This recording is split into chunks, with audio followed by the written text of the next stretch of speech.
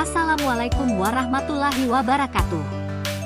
Perkenalkan, nama saya Angelina Octaviana, NPM 22160210044 dari Reguler B. Di sini saya akan membahas sedikit materi kewargaan. Materi pertama yang akan saya bahas adalah perubahan dan perkembangan hubungan negara dan warga negara di era digital.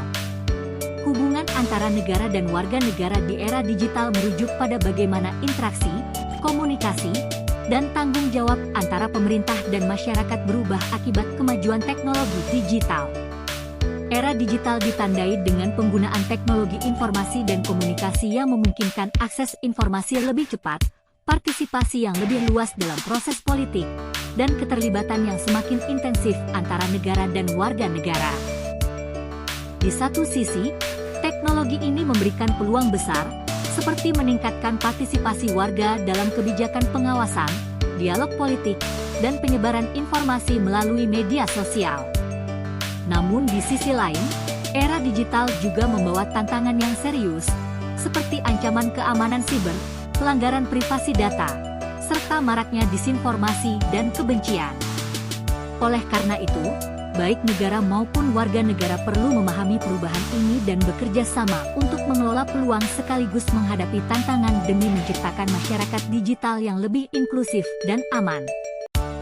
Adapun politik kewargaan dan definisi politik kewargaan. Politik kewargaan merujuk pada konsep interaksi antara warga negara dengan negara, yang mencakup hak, kewajiban, tanggung jawab, dan partisipasi aktif dalam kehidupan berbangsa dan bernegara. Dalam konteks Indonesia, politik kewargaan menjadi kunci untuk memperkuat demokrasi serta mengatasi konflik yang berkaitan dengan hak asasi manusia, HAM. Terdapat hak-hak warga negara yaitu hak terhadap pendidikan, pelayanan, kesehatan, perlindungan hukum, dan kebebasan untuk menyampaikan pendapat.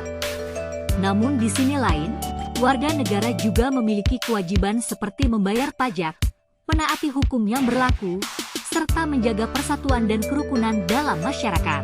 Aktivitas politik kelompok-kelompok non-politik. Definisi kelompok non-politik.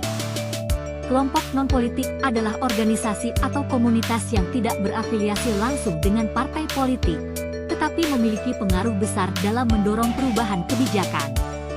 Contohnya adalah lembaga swadaya masyarakat, LSM, komunitas peduli lingkungan, serta kelompok advokasi yang memperjuangkan hak-hak perempuan atau kelompok minoritas.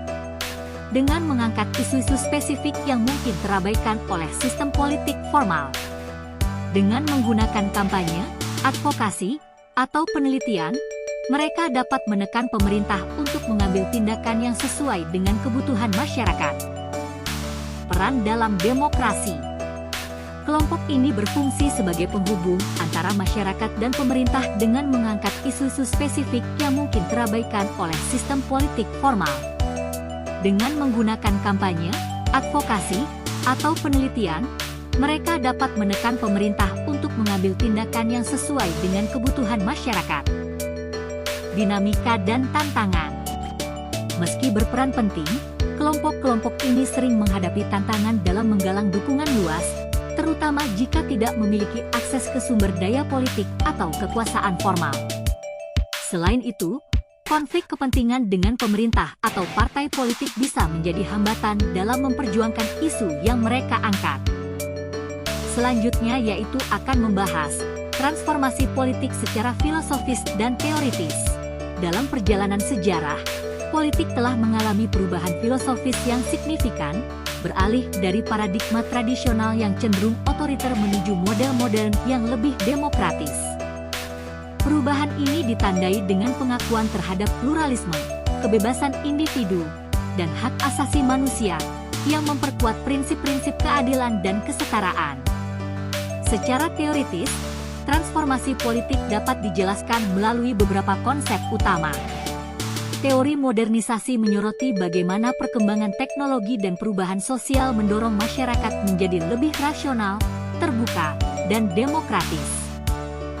Sementara itu, teori globalisasi menggarisbawahi bagaimana interaksi negara mempengaruhi kebijakan, nilai-nilai politik, dan budaya lokal, yang secara keseluruhan mempercepat transformasi. Transformasi ini tidak hanya bersifat konseptual, tetapi juga terlihat nyata dalam praktik. Misalnya, penerapan teknologi dalam sistem pemilu, seperti e-voting, telah meningkatkan efisiensi dan transparansi proses demokrasi. Selain itu, desentralisasi kekuasaan memberikan kewenangan lebih besar pada pemerintah daerah, memungkinkan respon yang lebih baik terhadap kebutuhan masyarakat lokal. Langkah-langkah ini mencerminkan adaptasi politik terhadap tuntutan zaman yang terus berkembang, sekaligus menunjukkan bagaimana teori dan praktik saling melengkapi dalam upaya menciptakan sistem politik yang terus berkembang.